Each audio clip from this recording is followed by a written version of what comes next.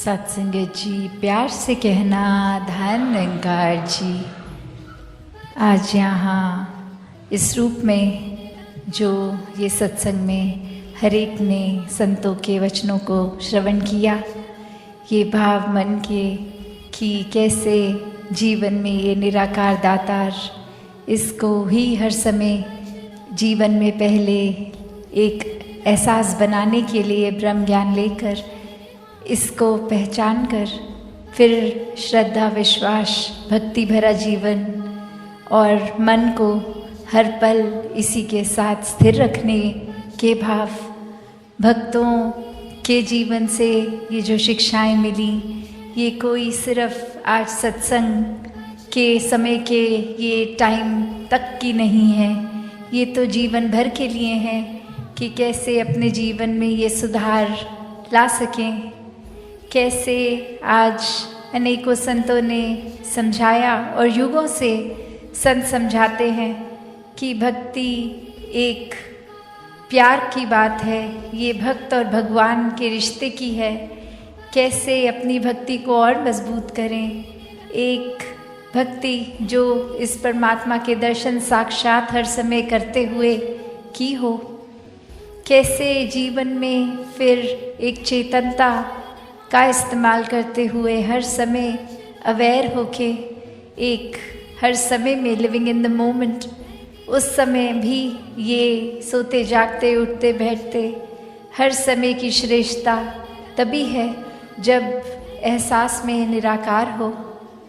ये जो middle path, ये मध्य मार्ग की भी बात, और कैसे अपने जीवन को बैलेंस रखना है, जहाँ ये ब्रह्म ज्ञान रूप तो आ गया और अपने जीवन में कर्मों को भी एक वो बैलेंसिंग फैक्टर साथ कि जब तक ये ज्ञान वाकई ही जीवन में नहीं ढलता तब तक वो भी ज्ञान, ब्रह्म ज्ञान किसी भी काम का नहीं और जीवन के हर पल में है, तो वाकई ही ये संगम बहुत ही सुनहरा। और साथ ही ये बैलेंस सिर्फ ज्ञान और कर्म की बात नहीं है, ये सेवा, सुमिरन, सत्संग, भक्ति, ये भी बैलेंस की अक्सर ये देखा जाता है कि हम एक मन से तो अगर इस परमात्मा, इस निराकार का सुमिरन कर रहे हैं, पर जीवन में फिर एक सत्संग जाने की रुचि नहीं है, मन में पूरे संसार के लिए सेवा भाव नहीं है, तो फिर ये बैलेंस नहीं है। ये भी अपने आप में, ये जैसे तराजू तो चलो दो चीज़ों का बैलेंस कर सकता है, पर यहाँ ये तीन जगह पे सेवा, सिमरन, सत्संग का बैलेंस है। कैसे एक भक्त का जीवन फिर निराकार के ऊपर ही अलाइन रहता है जब संतों के वचनों को सत्संग रूप में एक श्रेष्ठता दी जाए, ये दिल हर समय परमात्मा के एहसास में हो, मन में फिर भेदभाव नहीं, नफरत नहीं, एक दासों के दास हैं हम, ऐसे भाव से समर्पित होके एक अपने किसी फ़ायदे के लिए नहीं, एक बेगर्ज होके ये सेवा की जाए और इस सेवा में फिर ना देखा जाए कौन है, कहाँ से आया है, ये हर एक के लिए दिल एक समान, हर एक को पूजनीय मानते हुए हर एक के जीवन में किस तरह कंफर्ट आ सकता है। तो ये मध्य मार्ग, ये बैलेंस, ये भक्ति का, और कैसे मानवीय गुणों से फिर युक्त होकर अपने जीवन में इस परमात्मा को एक रखकर स्वयं ही हर एक वो ह्यूमन वैल्यू का साक्षात रूप इंसान बन जाता है। कैसे फिर ये समझ आ जाती है कि ये हलचल दुनिया की तो होती रहेगी, एक ये भाव कि हर समय कुछ ना कुछ तो होता ही रहेगा संसार में, पर ये परमात्मा के ऊपर स्थिर होने से ही मन स्थिर हो पाएगा। वरना तो जैसे जैसे आँखों के आगे जो सिचुएशन है, उस समय जो चल रहा है, मन उसके रंग में रंग जाता है। अभी घर में कुछ खुशी का कारण बना तो दिल बहुत प्रसन्न है, अभी कामकाज में कुछ दिक्कत हुई, मन उदास है, ये फिर मन अपना रूप बदलता रहता है। और कैसे मन को फिर जब जब हर पल इस परमात्मा में रखते हैं तो ये एहसास कि कुछ भी होता चला जाए, ये सुकून में ही रहना है, ये अपने आप सहज जीवन बन जाता है। ये कोई फोर्स नहीं फिर करना पड़ता कि एक फीलिंग तो अनईज़ी हो रही है, उसको कैसे ईज़ी करें। एक ये सहजता, सुकून, आनंद की अवस्था स्वयं ही एक आ जाती है। एक अक्सर सत्संग में भी हम वो उदाहरण एक स्टोरी रूप में सुनते हैं, जहाँ एक इंसान, एक स्कूल में टीचर बच्चों को अलग अलग पेंटिंग्स बनाने को बोलते हैं जिसमें पीस, कामनेस डिपिक्ट हो, सुकून डिपिक्ट हो, और मेजॉरिटी बच्चे नेचर को इतना सुंदर बना देते हैं कि वो देखकर एक समझ आ जाता है कि थीम ये पीस है, कामनेस है, सुकून है। और वहीं एक पेंटिंग जो एक इतना तूफान का दृश्य उस बच्चे ने बनाया कि सब कुछ तहस तहस हो रहा है, पेड़ गिर रहे हैं, एक बादल गरज रहे हैं, लाइटनिंग है, एक हवा तेज़ चल रही है, मिट्टी उड़ रही है, और वहीं एक घोंसला किसी पेड़ पर जो एक सुरक्षित, बहुत ही सेफ अपने आप को वो मदर बर्ड अपने बच्चे को खाना दे रही है, एक बहुत सेफ उस घोंसले में, उस नेस्ट में रख रही है।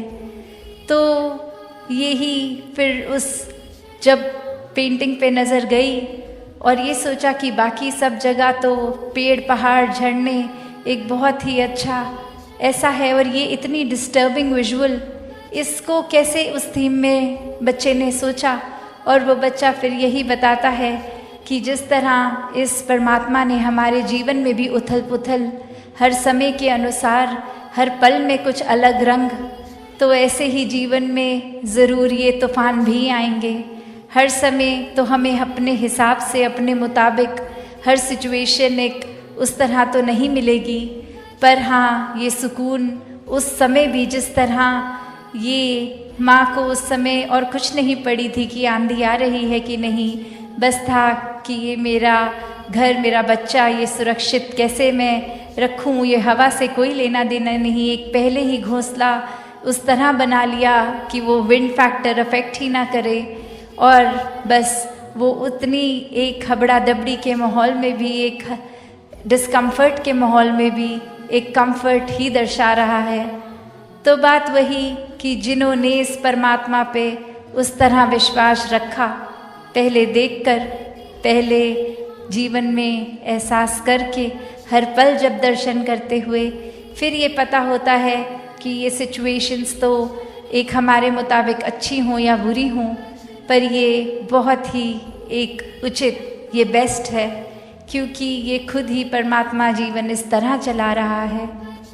कैसे एक अक्सर ख्याल भी आते जाते रहते हैं, तो यही संत समझाते हैं कि अगर कोई बहुत नेगेटिव ख्याल आया भी तो उसी समय इस परमात्मा का एहसास कर ले, तो वो उस तरह जैसे एक पानी में, अगर कीचड़ में अगर हम जाएं तो अगर उस पर कूदेंगे तो मिट्टी हमारे ऊपर आ जाएगी, पर थोड़ी देर अगर हम वो स्टैग्नेटेड उसको रखें, उसको हलचल ना करें उस पानी में, तो खुद ही वो सेडिमेंट्स उसके मिट्टी के नीचे सेटल हो जाएंगे और वो साफ़ पानी ही ऊपर होगा। और वो किसी किसी कंडीशन में तो इतना साफ़ हो जाता है कि वो पानी फिर पीने लायक तक बन जाता है। और अगर हम उसको सेटल ही ना होने दें, उसमें लगातार अपने हाथ पांव मारते रहेंगे, तो फिर तो वो पानी पीने से रहे, क्योंकि इतनी मिट्टी ही आएगी मुंह में। तो बात वही कि ये परमात्मा हर कुछ अगर दे रहा है, हमने उसमें से पिक क्या करना है, कहाँ पे पेशेंस रखकर सिचुएशन में खुद टल जाना है, ये जानते हैं। फिर भी उस समय इतने खुद ही परेशान, इतने अनईज़ी हो जाते हैं, और कुछ हद तक इस परमात्मा से भी वो उदासी, ये एक मन में आर्ग्यूमेंट भी हो जाती है। कैसे हर कोई चीज़ हमें अपने मुताबिक ही हर समय चाहिए। तो बात वही कि कैसे एक जो चीज़ है, चाहे वो कोई सिचुएशन हो, किसी के शब्द हों, वो भी दिल पे ऐसे घर कर जाते हैं। और कभी अगर हम खुद ही किसी वजह से परेशान फील कर रहे हैं तो अक्सर जाने अनजाने में औरों तक फिर वो अपना चिड़चिड़ापन होने के कारण ये शब्द भी खराब बोल देंगे। व्यवहार, ये बिहेवियर भी हमारा हर एक के प्रति खराब होता जाता है। तो संतों ने तो ऐसे समझाया कि अपने हर समय को उस तरह ही जिए कि ये पल अभी है, इसने भी टल जाना है, चाहे ये खुशी का पल है या दुख की घड़ी है, हर एक ने आना और जाना है। कोई भी नेगेटिव सिचुएशन हो, पल हो, उसमें अगर हम अपना मन टिका लेंगे तो फिर आजकल जैसे इतना सुनने में भी साइकोलॉजी की फील्ड में आ रहा है कि ये डिप्रेशन और इतनी सारी चीज़ें, ये तो अब कोई उम्र की भी मोहताज नहीं रही। बच्चों से लेके बुज़ुर्गों तक हर तरीके से ये स्ट्रेस इतना अफेक्ट कर रहा है। ये एक नेगेटिव लूप में हर कोई फिर डाउनवर्ड स्पाइरल जैसे बोलते हैं कि दलदल में जैसे हम होते हैं तो वो अपने आप ही मिट्टी अंदर और हमें धंसाती रहती है, खींचती रहती है मैग्नेट की तरह। तो बात वही, एक भी अगर नेगेटिव थॉट है वो फिर देर नहीं लगेगी उससे जुड़ा हुआ अगला अगला अगला, और ऐसे ही एक बस नेगेटिविटी से खुद को घेर लेंगे। जबकि वहीं वो पहला नेगेटिव ख्याल आते ही अगर उस समय भी परमात्मा को याद रखेंगे तो वो लूप वहीं एक तरह से वो कड़ी वहीं कट जाती है, फिर वो चेन नहीं बनती और उसी समय फिर इस परमात्मा के एहसास में आते हैं तो वो यात्रा शिकवे से शुक्राने की बन जाती है। एक कंप्लेंट्स वहीं ख़त्म और यह समझ आता है कि परमात्मा ने जो भी बख्शा है वो हमारी बेहतरी के लिए है। ये ग्रैटिट्यूड की भी आज जो बात सत्संग में हो रही थी, शुक्राना भाव अगर होगा तो वाकई ही एक जीवन बहुत ही एक पॉजिटिव तरीके से जिया जाएगा। एक अपना बोझ जो है वो भी फिर भारी नहीं लगता, क्योंकि पता है ये बोझ हमारे कंधे पे आने से पहले तो परमात्मा में है, तो ये फिक्र ही नहीं है। एक बस परमात्मा में मन लगा हुआ है, एक भेदभाव हर एक के प्रति ख़त्म, नफ़रतों के कारण ख़त्म, एक दूसरे के प्रति सिर्फ प्यार सत्कार, बोली भाषा में सिर्फ विनम्रता, ऐसे न जाने कितने एक दैवीय गुण जीवन में हर पल स्वयं ही आ जाते हैं और फिर ये जीवन वाकई ही एक वरदान रूप बन जाता है। तो हर किसी के हिस्से में ये भक्ति भरा जीवन जब आ जाता है तो वाकई ही ये मानुष शरीर, ये दिल, जैसे अक्सर कहते हैं कि मन मंदिर, तो वही बात मंदिर में भी अभी हम सत्संग कर रहे हैं। तो ये परमात्मा का वास कण कण में है और ये जो असीम परमात्मा है इसको अपने दिल में बसा के, जीवन में बसा के ये मन को मंदिर कर लें, इस तन को मंदिर कर लें। दातार सभी पे कृपा करे, हर कोई भक्ति में जीवन बिताता चला जाए। सात संगत जी, धन निरंकार जी। सात संगत जी, प्यार से कहना धन निरंकार जी। सात संगत जी, मांसाहार का सच्चा चेहरा, हरने वाले के पीछे एक दर्द छुपा होता है। सात संगत जी, चलिए जानते इस विचार के माध्यम से आशय प्रवान करें और ध्यान से सुने। सात संगत जी, क्या आपने कभी सोचा है कि हम सिर्फ अपने स्वाद के लिए कितनी निर्दोष जिंदगियां छीन लेते हैं? क्या किसी जानवर को मारकर खाना वास्तव में सही है? तो आज का यह विषय ना सिर्फ संवेदनशील है बल्कि सात संगत जी आपकी सोच को भी झकझोर कर रख देगा। मांसाहार क्यों पूरी तरह गलत है? वैज्ञानिक, धार्मिक, नैतिक और मानवीय पहलुओं से और क्यों हमें मांस का सेवन तुरंत बंद कर देना चाहिए? सात संगत जी, नैतिक दृष्टि से देखें तो हम कौन होते हैं किसी की जिंदगी को छीनने वाले? क्या हम खुद को इतना ऊंचा मानते हैं कि दूसरे जीवों को सिर्फ अपना भोजन समझ ले? जानवर भी तो महसूस करते हैं दर्द, ममता, प्रेम। गाय अपने बच्चे से, मुर्गी अपने अंडे से, हथनी अपने झुंड से जुड़ी होती है। तो क्या हम उनका यह भावनात्मक रिश्ता तोड़ने का अधिकार रखते हैं? अगर कोई आपके पालतू कुत्ते को मार दे और कहे कि मुझे भूख लगी थी, तो आपको कैसा लगेगा साथ संगत जी? जरा सोचिए, गाय, बकरी, मुर्गी, मछली, यह सब भी तो किसी की माँ होती है, किसी की संतान होती है। इनका भी साथ संगत जी अपना एक परिवार होता है। स्वास्थ्य और विज्ञान की दृष्टि से भी अगर हम देखें तो मांस खाने से होने वाले रोग भी हमें बहुत से नुकसान पहुंचा सकते हैं। High blood pressure, heart attack, cancer, मोटापा, डायबिटीज़ जैसी अनेक बीमारियां मांसाहार से जुड़ी होती है। साथ संगत जी, WHO यानी विश्व स्वास्थ्य संगठन ने भी प्रोसेस मीट को कैंसर का जनक घोषित किया है। शाकाहारियों की औसत आयु मांसाहारियों से ज़्यादा पाई गई है। साथ संगत जी, गट हेल्थ यानी आंतों का स्वास्थ्य, मांस आंतों से सड़ता है जिससे गैस, कब्ज और पेट की समस्याएं होती है। धार्मिक और आध्यात्मिक पक्ष भी देखते तो हिंदू धर्म में माना गया कि अहिंसा परमो धर्म, अर्थात अहिंसा ही सबसे बड़ा धर्म है, किसी को हानि ना पहुंचाना। गीता में भगवान श्री कृष्ण जी कहते हैं कि जो हिंसा ना करता हो वही योगी है। और कोई संत जैसे तुलसीदास जी, कबीर जी, नानक, महावीर जी, तो सभी ने शुद्ध शाकाहार का ही समर्थन किया। साथ संगत जी, बौद्ध धर्म में बुद्ध ने करुणा को सबसे बड़ा धर्म बताया। उन्होंने कहा कि जो दूसरों को पीड़ा पहुंचाता है वो कभी भी सुख नहीं हो सकता। ईसाई धर्म में भी बाइबिल के जेनेसिस अध्याय में ईश्वर ने मनुष्य को फल और अनाज खाने को कहा है, जानवर नहीं। और इसी तरह इस्लाम में भी कई सूफी संतों ने मांसाहार को नकारा है। हजरत निजामुद्दीन औलिया खुद शाकाहारी थे।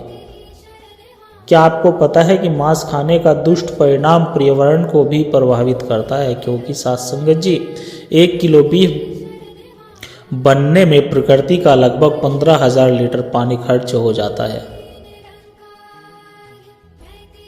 कार्बन उत्सर्जन में सबसे बड़ा योगदान मांस उद्योग का ही है, जिससे पर्यावरण को काफी नुकसान पहुंच रहा है। गाय मीथेन गैस छोड़ती है जो ग्लोबल वार्मिंग में योगदान देती है, और अगर गाय कम होगी तो फिर ग्लोबल वार्मिंग का खतरा भी बढ़ जाता है। जंगलों की कटाई जानवरों की फार्मिंग के लिए ही की जा रही है, जिससे लाखों हेक्टेयर जंगल काट दिए जाते हैं। प्लास्टिक और केमिकल वेस्ट मछलियों के शरीर में जाते हैं और फिर इंसानों में कई बीमारियों को जन्म दे देते हैं। समुद्र जीव भी नष्ट हो रहा है। मांस खाने से मानवता और बच्चों का विकास भी रुकता है। आप अपने बच्चों को जानवर को मारते हुए नहीं दिखाते क्योंकि आप जानते हैं कि वह क्रूरता है, तो फिर उन्हें मांस खाने को क्यों देते हो? साथ संगत जी, हम सब जानते हैं कि बच्चे स्वभाव से शाकाहारी होते हैं, उन्हें जानवर प्यारे लगते हैं, मारने का विचार भी उन्हें भयभीत कर देता है।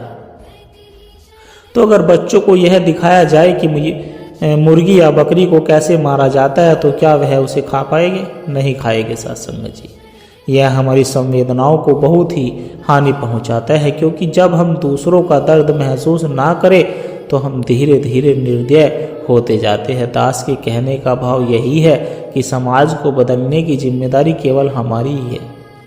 इसके लिए हम दूसरों को दोष नहीं दे सकते। परिवर्तन की शुरुआत खुद से होती है। जब आप मांस खाना बंद कर देते हैं तो आप एक जानवर की जान बचाते हैं, पर्यावरण में मदद करते हैं, अपना स्वास्थ्य सुधारते हैं और एक जागरूक समाज की नींव भी रखते हैं। हमें स्कूलों में, धार्मिक स्थलों पर, घरों में शाकाहार को बढ़ावा देना चाहिए। आजकल तो सेलिब्रिटीज और एथलीटीज भी विजन यानी प्लान बेस्ट डाइट अपना रहे हैं, क्योंकि इससे न सिर्फ शरीर फिट रहता है बल्कि इससे हमारा आत्मिक संतुलन भी बना रहता है। यानी साथ संगत जी, दास बस इतना ही कहना चाहता है कि सिर्फ संवाद के लिए किसी की जिंदगी छीन लेना यह वाजिब नहीं है। हर साल अरबों जानवरों को मार दिया जाता है और सिर्फ एक व्यक्ति के मांस न खाने का निर्णय 1 साल में 100 जानवरों की जान बचा सकता है। तो आइए साथ संगत जी, आज हम यह सब यहाँ पर एक संकल्प ले, प्रतिज्ञा ले कि मैं किसी भी निर्दोष प्राणी की जान सिर्फ अपनी जुबान के स्वाद के लिए नहीं लूँगा, क्योंकि असली इंसानियत यही है, असली धर्म भी यही है कि हर जीव की रक्षा करना, हर जीव के दर्द को महसूस करना। हर धर्म यही सिखाता है, अहिंसा, करुणा और दया। लेकिन आश्चर्य होता है साध संगत जी की कुछ निरंकारी महात्मा भी मांस खाते हैं। ऐसा देखा गया है तो ऐसे अनुयायी मिशन की शिक्षाओं का पालन नहीं कर रहे होते हैं, बल्कि ऐसे लोग तो केवल नाम के ही महात्मा हुआ करते हैं। उन्होंने सच्चे मन से ब्रह्म ज्ञान को नहीं अपनाया होता है, इसलिए उन्होंने अपनी आदतों को नहीं छोड़ा होता है। जैसे कोई स्कूल में दाखिला तो ले लेता है, लेकिन अगर वह पढ़ाई ही ना करे तो क्या स्कूल की शिक्षा को दोष दिया जा सकता है? नहीं साध संगत जी। तो दास के कहने का भाव यही है, क्योंकि निरंकारी मिशन में मांस नहीं खाया जाता, बल्कि मिशन की स्पष्ट नीति है कि मांस का त्याग बहुत जरूरी है, और अगर फिर भी कोई मांस खा रहा है तो मिशन की शिक्षाओं का पालन नहीं कर रहा है या उसका व्यक्तिगत विचलन होता है। संत निरंकारी मिशन में मांस नहीं खाया जाता, बल्कि मिशन की शिक्षाओं में इसे त्यागना अनिवार्य माना गया है। संत निरंकारी मिशन संसार को यही संदेश देता है कि गुरुमत के अनुसार जीवन जीना है, और निरंकारी मिशन के श्रद्धालु जीवन को एक साधना मानते हैं, और मांस खाना तो तामसिक प्रवृत्ति को ही बढ़ावा देता है। साध संगत जी, तो आज जो आत्मज्ञान और सेवा भावना में बाधा डालता है उस कार्य को क्यों करे? गुरु का आदेश है, जब किसी को ब्रह्म ज्ञान मिलता है तो उसे मांस, शराब, तंबाकू, झूठ, घृणा और ईर्ष्या जैसे बुरे आचरणों से दूर रहने का संदेश भी दिया जाता है। समानता और करुणा का संदेश भी दिया जाता है। सभी जीवों में परमात्मा को देखने की प्रेरणा दी जाती है, अर्थात मांस खाना निरंकार मिशन के सिद्धांत के बिल्कुल विरुद्ध है। तो साध संगत जी, अगर आप दास की इन बातों से सहमत हो तो इस बदलाव के लिए तैयार है तो इस वीडियो को ज़्यादा से ज़्यादा शेयर करें और शाकाहार को अपनाएं। वीडियो अच्छा लगा हो तो लाइक करें, शेयर करें और हमारे चैनल को सब्सक्राइब जरूर करें साध संगत जी। और नीचे कमेंट बॉक्स में धन निरंकार जी जरूर लिखें, और यह भी लिखें कि मैं शाकाहार अपनाने के लिए तैयार हूँ। तो दास इन्हीं शब्दों से अपने आप से इजाज़त चाहता है, बड़े प्यार से कहना धन निरंकार जी। साध संगत जी, दास आशा करता है कि आप सभी को दास के द्वारा कहे विचार अच्छे जरूर लगे होंगे। अगर अच्छे लगे हो तो वीडियो को लाइक करें, शेयर करें, कमेंट बॉक्स में धन निरंकार जी लिखकर अपने विचार साझा जरूर करें, और दास के चैनल को भी सब्सक्राइब जरूर कर ले साध संगत जी। और दास को आशीर्वाद दे। दास हर रोज आप जी के चरणों में ऐसे ही सुंदर सुंदर प्रेरणादायक कहानी विचार, मोटिवेशनल कहानी विचार, आध्यात्मिक कहानी विचार, सत्संग कहानी विचार आदि विचार लेकर आता रहे साध संगत जी। बड़े प्यार के साथ कहना जी, धन निरंकार जी।